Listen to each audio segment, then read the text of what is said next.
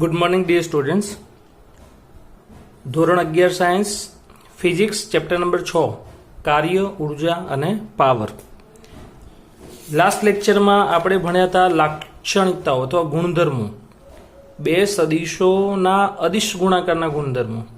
અને બે સદિશોના અદિશ ગુણાકારના ગુણધર્મોની અંદર પહેલો ગુણધર્મ હતો ક્રમનો નિયમ, એ સદિશ ડોટ બી સદિશ ઇઝ ઇક્વલ્સ ટુ બી સદિશ ડોટ એ સદિશ. બીજો વિભાજનનો નિયમ હતો એ ડોટ એ સદિશ ડોટ બી પ્લસ સી, તો A dot B plus A dot C. ત્રીજો હતો કે જો એ અને બી લંબ હોય તો થીટા 90 કોસ 90 0, તો ડોટ ગુણાકાર 0 આવે.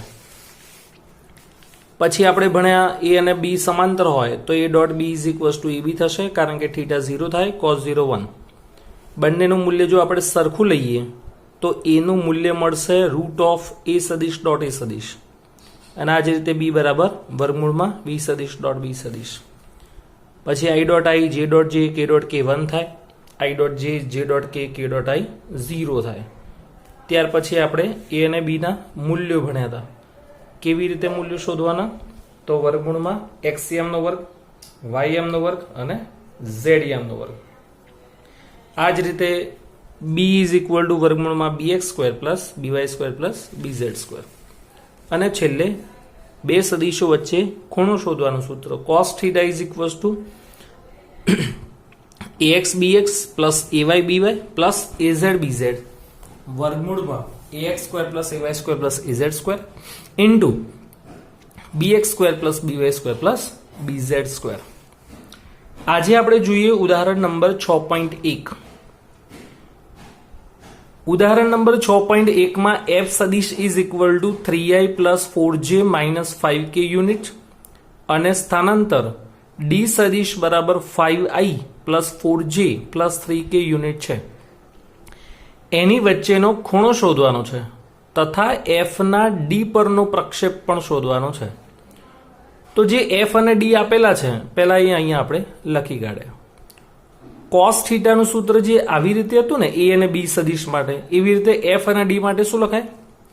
F X DX plus F Y DY plus F Z DZ અને છેદમાં વર્ગમૂળની અંદર F X square plus F Y square plus F Z square into બીજા વર્ગમૂળમાં DX square plus DY square plus DZ square.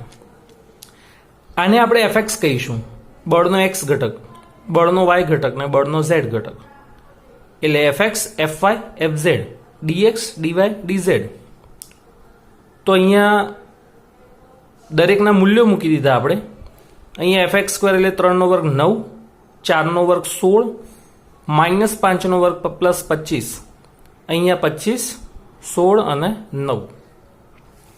તો ઉપર 5 તારી 15, 16 plus minus minus, આ ધ્યાનમાં રાખજો ખાસ, માઇનસ 5 અહીંયા આવશે એટલે પ્લસ માઇનસ માઇનસ થશે, 15 15 કેન્સલ થાય. તો cos theta is equal to 16/50 root 50 root 50 50 થશે. તો theta equals to cos inverse 0.32. આ આપણને ખૂણો મળ્યો. હવે આપણે અલગથી જો બળનું મૂલ્ય શોધવું હોય તો અલગથી બળનું મૂલ્ય શોધવા માટે root of F is equal two શું કરવાનું? વર્ગમૂળમાં એક્સ ઘટકનો વર્ગ પ્લસ વાય ઘટકનો વર્ગ પ્લસ ઝેડ ઘટકનો વર્ગ. એટલે આપણને એફ નું મૂલ્ય કેટલું મળશે? વર્ગમૂળમાં 50. આ શોધ્યું એટલા માટે કારણ કે એફ ના ડી પરનો પ્રક્ષેપ શોધવા માટે એફ ની જરૂર પડશે. હવે પ્રક્ષેપ શોધીએ. તો આ જે છે એ ડી છે અને આ એફ, આ એફ નો શીર્ષ કહેવાય. આ બંનેના પુચ્છ અહીંયા ભેગા થયેલા છે. એફ સદિશના શીર્ષ ઉપરથી ડી સદિશ ઉપર આપણે લંબ દોર્યો, લંબ, જેને આપણે પ્રક્ષેપ કહીશું.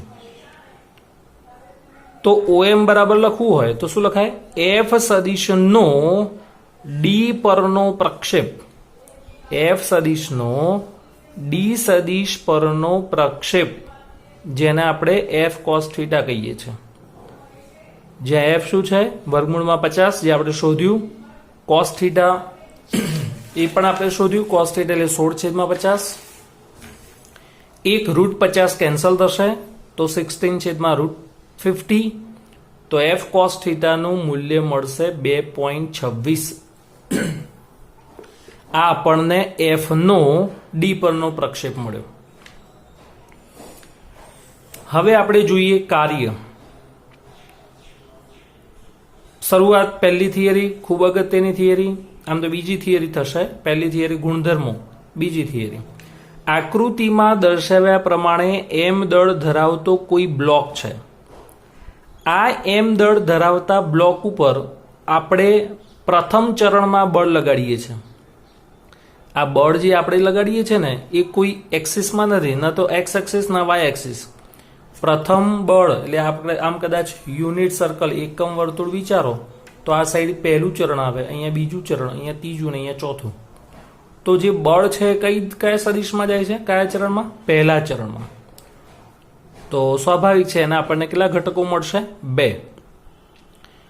તો આપણને બળના જો એંગલ થીટા હોય, અને આપણે ચોથા ચેપ્ટરમાં ભણ્યા કે જે અક્ષ સાથે થીટા ખૂણો બને એ કોસ ઘટક, બાકી વધે એ સાઇન ઘટક. તો આપણને બળના 2 ઘટકો મળશે, એક એફ કોસ થીટા અને બીજો એફ સાઇન થીટા.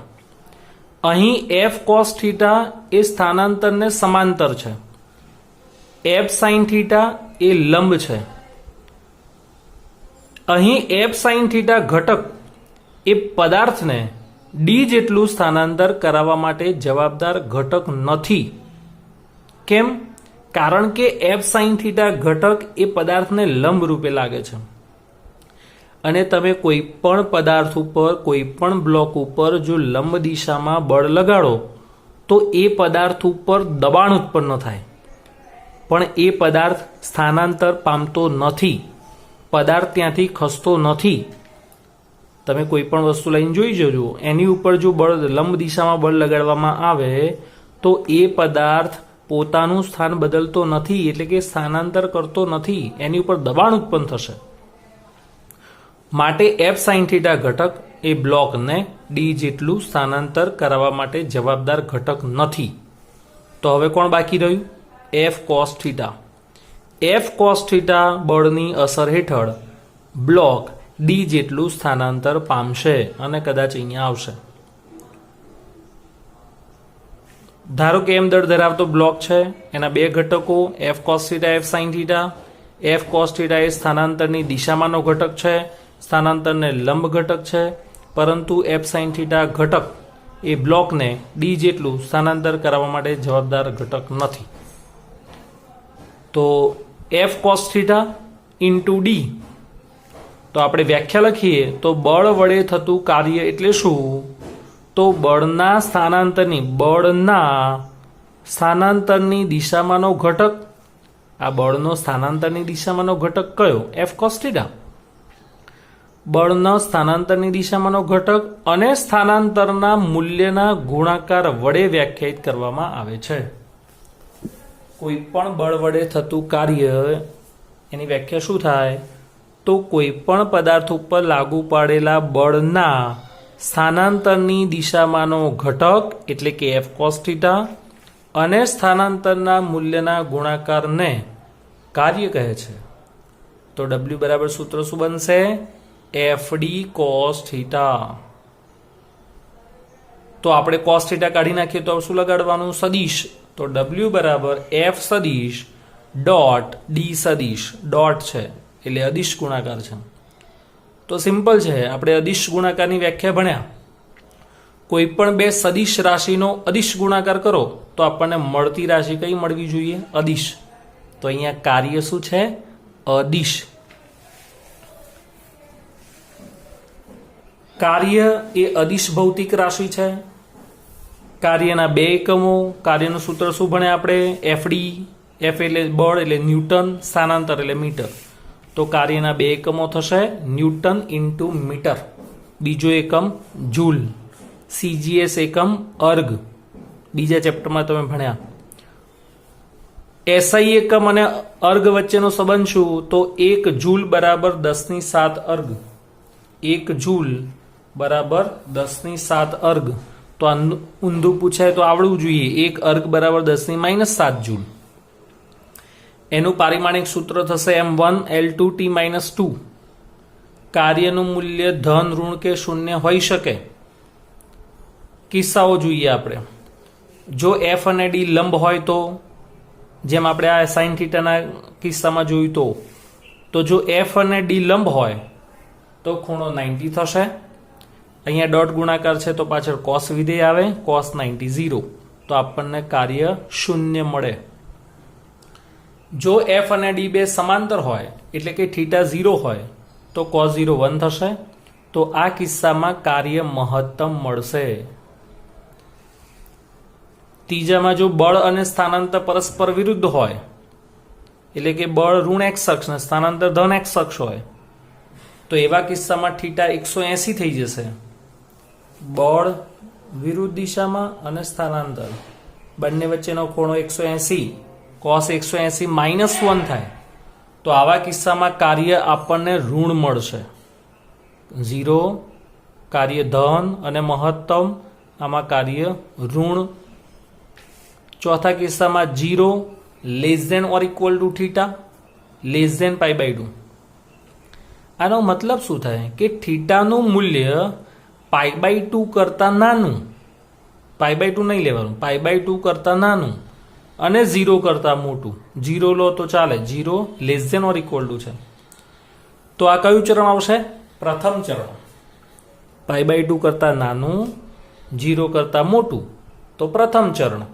અને આપણે જે પેલું એકમ વર્તુળ ભણ્યા ઓલ એસટીસી પ્રમાણે, તો પહેલા ચરણમાં બધું ધન, અહીંયા ઓલ આવે, અહીંયા એસ, અહીંયા ટી સી, ઓલ એસટીસી, અહીંયા બધું ધન, બધું એટલે સાઇન અને કોસ.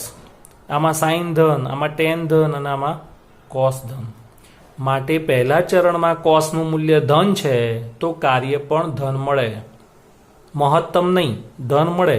કેટલું મળે એ કયો એંગલ લો છો એની ઉપર આધારિત છે. કારણ કે 0 થી 90 સીધું તો 45 પણ આવે ને 30 આવે ને 60 આવે. પાંચમું, π/2 less than theta less than or equal to pi, એટલે π/2 કરતા મોટું, પાય કરતા નાનો. π/2 એટલે અહીંયા આવશે π/2 કરતા મોટો, પાય કરતા, પાય એટલે 180 કરતા નાનો. તો કયું ચરણ આવે? બીજું.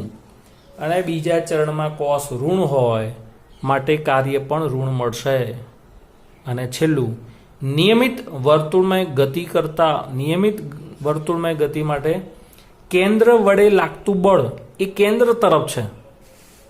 એટલે આ રીતે કેન્દ્ર તરફ બળ લાગે અને એના ગતિની દિશા કઈ? સ્પર્શક. તો એંગલ 90 થયો. તો આમાં પણ આપણને કાર્ય કેવું મળશે? શૂન્ય.